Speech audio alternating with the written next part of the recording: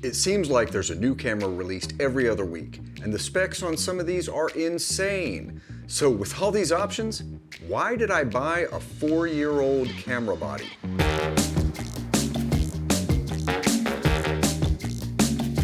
Larry here with Southern Exposure, and this video is not about the R5, R6, or the A7S III. No, I stepped into my time machine and went back to 2016. Remember 2016? We hadn't even heard of COVID-19, but the Zika virus was all the rage. People in Flint, Michigan couldn't drink the water, the Cubs won the World Series, and we lost David Bowie, Prince, and Muhammad Ali all in the same year.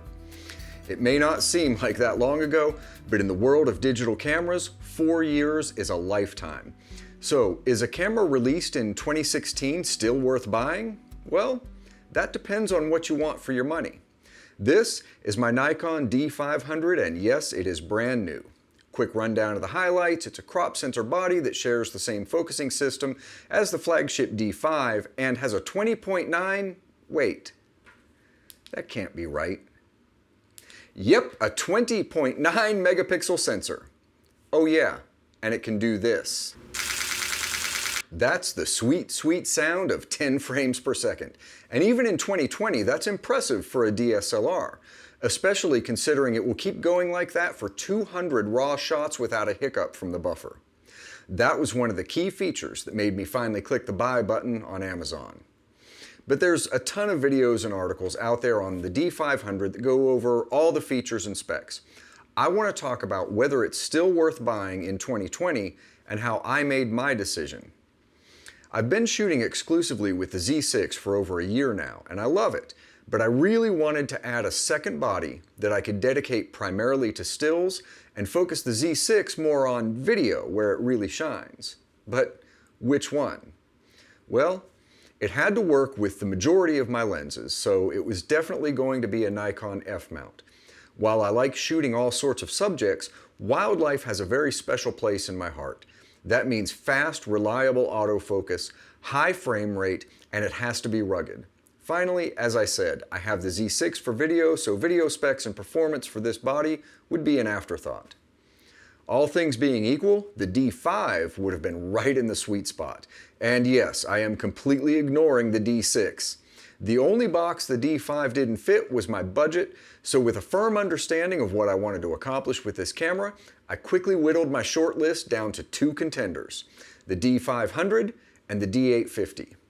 No doubt the D850 is a better all-around camera, but I was making my decision based on my own personal criteria.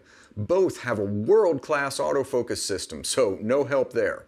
The D850 has a 45 megapixel full-frame sensor, and the D500 a 20.9 megapixel APS-C sensor. Now, that's an important difference to consider. I like full frame, but I also like the added reach of a telephoto lens on a crop sensor body for wildlife. Then again, the D850's 45 megapixels means you can crop quite a bit in post without losing too much detail. It seemed like it was still a draw.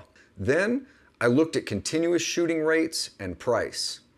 The D500 shoots 10 raw files per second with no buffer problem right out of the box. How about the D850?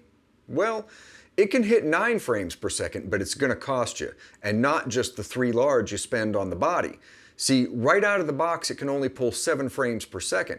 If you want the turbo, you have to add the battery grip, a bigger battery, a battery cover, and the charger for that bigger battery.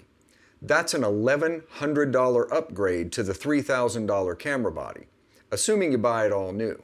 So I could get the D850, which does pretty much everything really well, but to make it fit all my criteria, it would cost over $4,000. On the other hand, this 4-year-old camera that ticks all the boxes for me comes in at just $1,500. No more calls, we have a winner. Is the D500 right for you? I can't answer that, but if you do a lot of sports or wildlife photography, it definitely should be considered. It's an absolute beast for the money, and I have zero regrets. The key is to figure out what you need in a camera before you start shopping. Then, look for the camera that you think is the best fit. If it's not the latest and greatest, so be it. Remember, a camera is just a tool that helps you take pictures and have fun doing it. Thanks for watching.